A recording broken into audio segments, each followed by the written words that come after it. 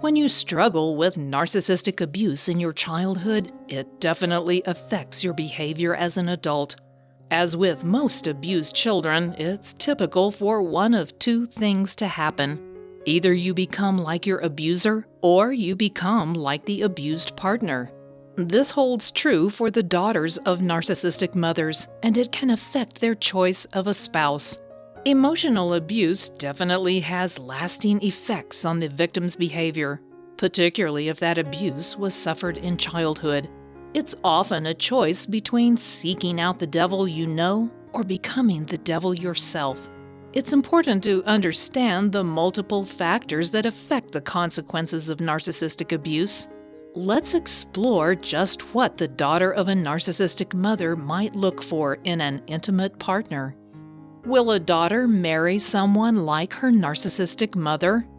This is all about the devil you know.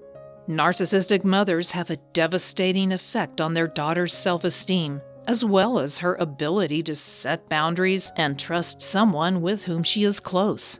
It's important to remember that a child being raised by a narcissist doesn't know that there is anything abnormal about their narcissistic parent. How could a child know? I remember that I didn't realize that not everyone's mother treated them like my narcissistic mother treated me. It wasn't until a shocked friend of mine told me that her mother would never say something like what my mother had said. That was the beginning of realizing that my mother had a personality disorder. Many daughters never have this realization. They live their entire lives thinking something is wrong with them. When they find an intimate partner who seems to confirm that fact, that just proves what their mother always told them. To them, the narcissistic partner is what they have always known, and it's what they're comfortable with. It might sound crazy to say that you can be comfortable with someone who mistreats you like a narcissist does, but when it's all you know, it seems perfectly normal to you. That's exactly why it's not uncommon for daughters of narcissistic mothers to marry narcissists.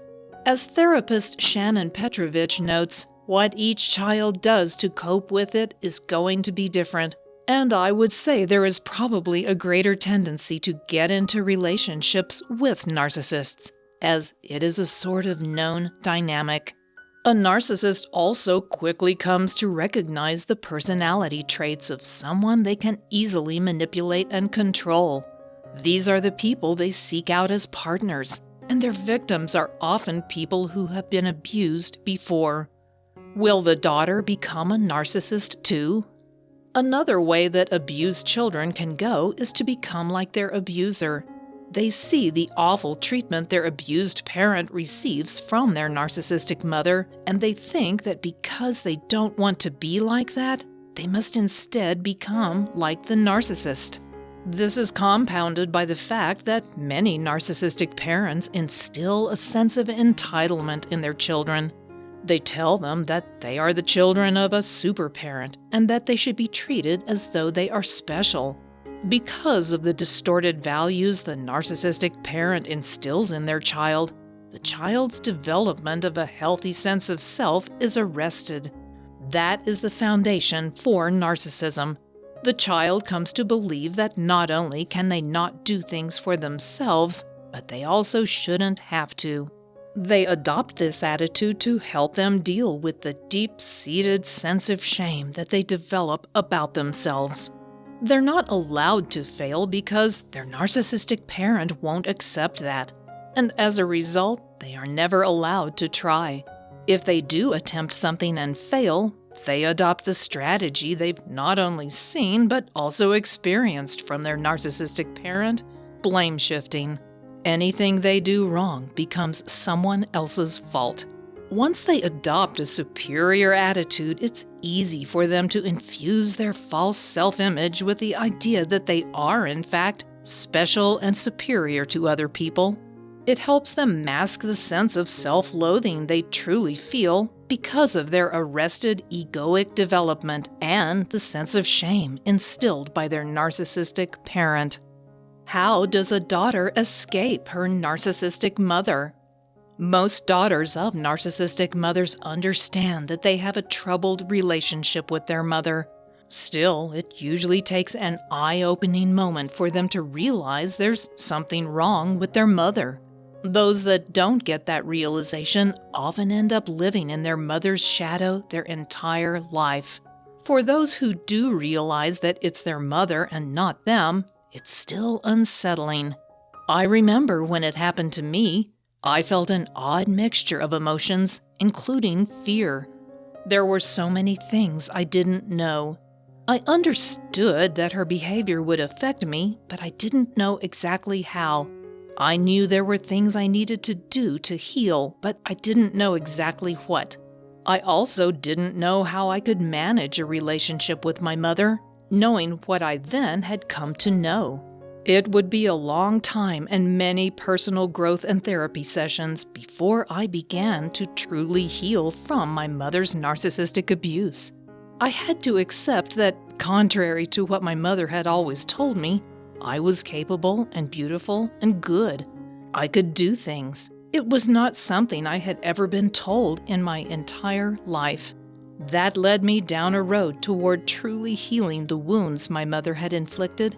It took a while because I had to recognize the damage she did, and I had to undo it. Then I had to reshape my relationship with her. How does a daughter heal from narcissistic abuse? Healing meant educating myself about narcissism, and that's vital for any daughter of a narcissistic mother.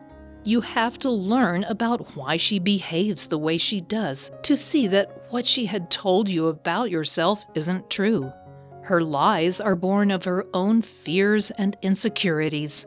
Once you understand the monster that was your mother, you can begin to establish your own personal boundaries.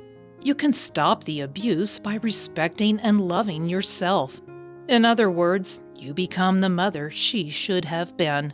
You heal your inner child and protect her from further abuse. After that process, you can reconsider the nature of your relationship with your narcissistic mother.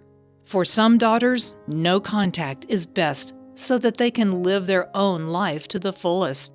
For others, like me, no contact is not an option, but they rebuild the relationship. I had to set the boundaries for my relationship with my mother, which meant determining how often we should be in contact, for how long, and the topics we could talk about. I had to also make sure that every time she violated a personal boundary of mine, I carried out the consequences I had informed her I would implement. Over time, our relationship has come to be one of cautious respect. She knows she can't push me too far or I will simply leave. She is still a narcissist, but she knows that I will no longer tolerate her abuse. Finally, a narcissistic mother's abuse can have a devastating effect on her daughter for her entire life. Many end up married to narcissistic spouses because they recognize and feel comfortable with that kind of interaction. It's not good, but it's something they understand. Still, others become narcissists themselves or forego intimate relationships altogether. It's more of a rarity for a daughter of a narcissistic mother to recognize and heal the abuse. If you're the one who sees what's going on but are unsure of how to proceed, you'll want to watch the next video on 13 books that can help you determine what you need to do next. So go and watch that video next. Thanks for watching.